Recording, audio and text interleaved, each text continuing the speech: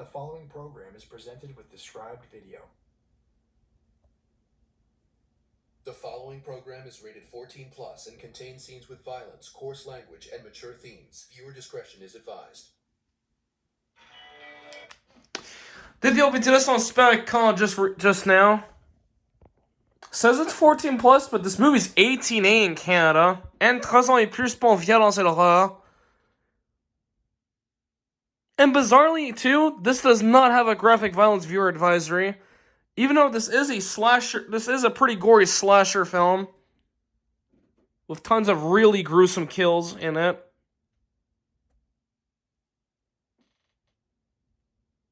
So this should have been easily rated 18 plus.